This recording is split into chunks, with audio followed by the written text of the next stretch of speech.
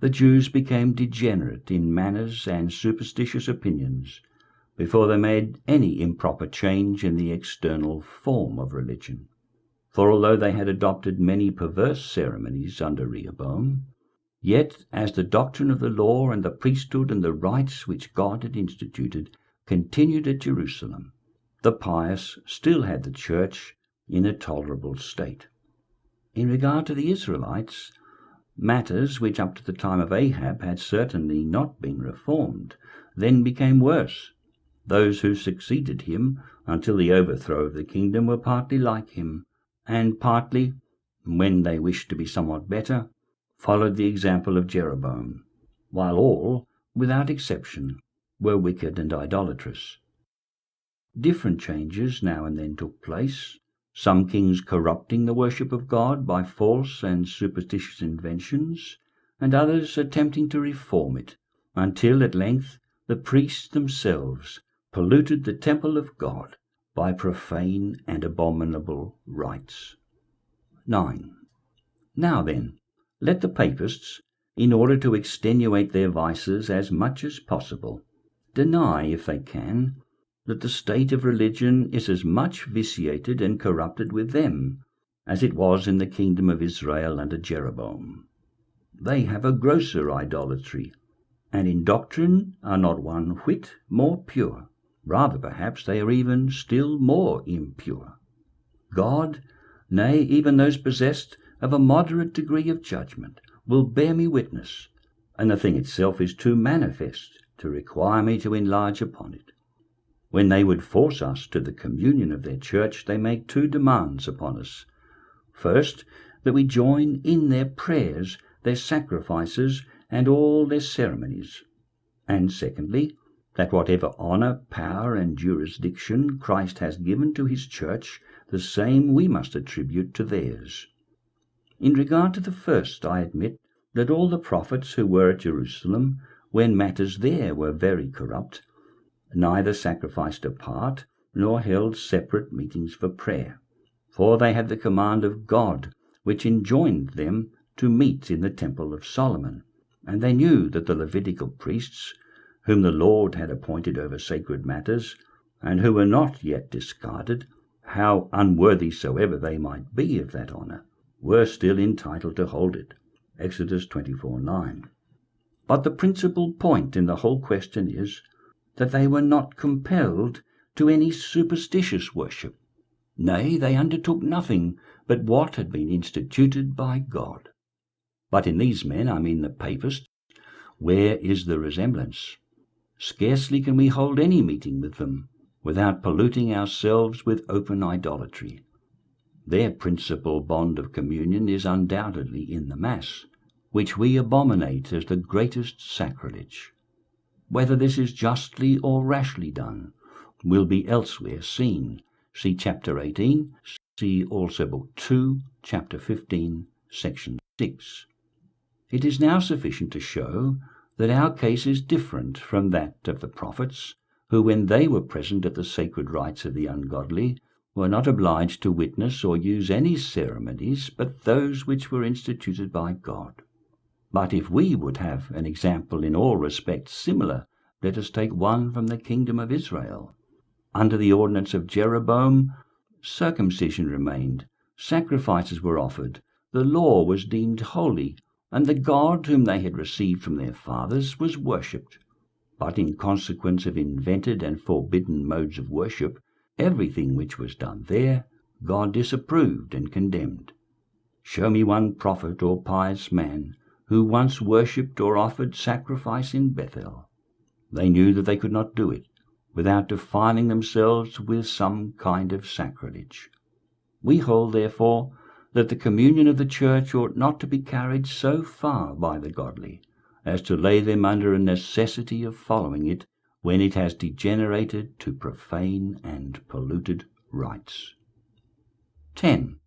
With regard to the second point, our objections are still stronger, for when the church is considered in that particular point of view as the church, whose judgment we are bound to revere, whose authority acknowledge, whose admonitions obey, whose censures dread, whose communion religiously cultivate in every respect. We cannot concede that they have a church without obliging ourselves to subjection and obedience. Still, we are willing to concede what the prophets conceded to the Jews and Israelites of their day, when with them matters were in a similar or even in a better condition. For we see how they uniformly exclaim against their meetings as profane conventicles, to which it is not more lawful for them to assent than to abjure God. Isaiah 1:14. And certainly, if those were churches, it follows that Elijah, Micaiah, and others in Israel, Isaiah, Jeremiah, Hosea, and those of like character in Judah, whom the prophets, priests, and people of their day hated and execrated more than the uncircumcised, were aliens from the church of God. If those were churches, then the church was no longer the pillar of truth, but the stay of falsehood, not the tabernacle of the living God, but a receptacle of idols. They were therefore under the necessity of refusing consent to their meetings, since consent was nothing else than impious conspiracy against God.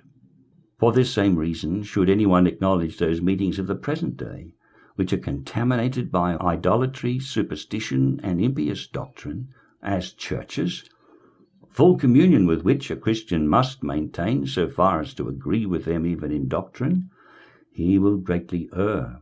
For if they are churches, the power of the keys belongs to them, whereas the keys are inseparably connected with the word, quote, whatsoever ye bind, unquote, etc.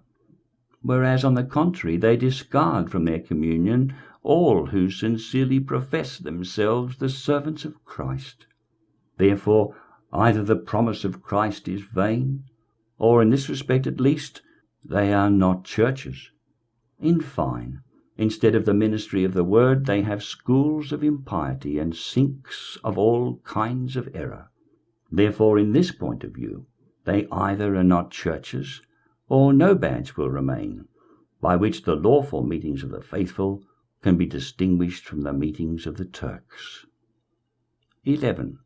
Still, as in the ancient times, there remained among the Jews certain privileges of a church, so in the present day we deny not to the papists those vestiges of a church which the Lord has allowed to remain among them amid the dissipation.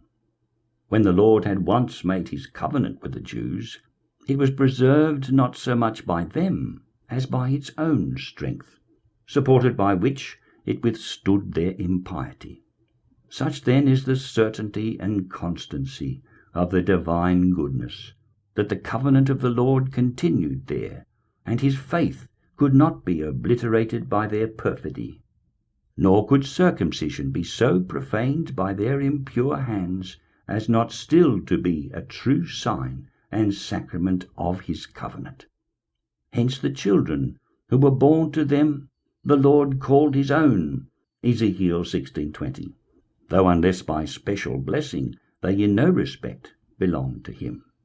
So having deposited his covenant in Gaul, Italy, Germany, Spain, and England, when these countries were oppressed by the tyranny of Antichrist, he, in order that his covenant might remain inviolable, first preserved baptism there as an evidence of the covenant, baptism which, consecrated by his lips, retains its power in spite of human depravity.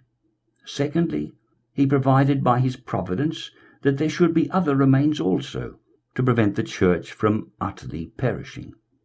But as in pulling down buildings, the foundations and ruins are often permitted to remain, so he did not suffer Antichrist either to subvert his church from its foundation, or to level it with the ground, though, to punish the ingratitude of men who had despised his word, he allowed a fearful shaking and dismembering to take place, but was pleased that amid the devastation the edifice should remain, though half in ruins.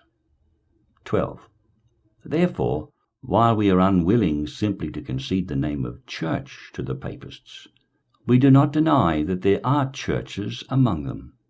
The question we raise only relates to the true and legitimate constitution of the Church, implying communion in sacred rites, which are the signs of profession, and especially in doctrine. Daniel and Paul foretold that Antichrist would sit in the temple of God. Daniel 9:27, 2 Thessalonians 2:4. We regard the Roman pontiff as the leader and standard-bearer of that wicked and abominable kingdom. By placing his seat in the temple of God, it is intimated that his kingdom would not be such as to destroy the name, neither of Christ or of his church. Hence then it is obvious that we do not at all deny that churches remain under his tyranny. Churches, however, which by sacrilegious impiety he has profaned, by cruel domination, has oppressed, by evil and deadly doctrines, like poisoned potions, has corrupted and almost slain. Churches where Christ lies half buried, the gospel is suppressed, piety is put to flight, and the worship of God almost abolished, where, in short, all things are in such disorder as to present the appearance of Babylon rather than the holy city of God.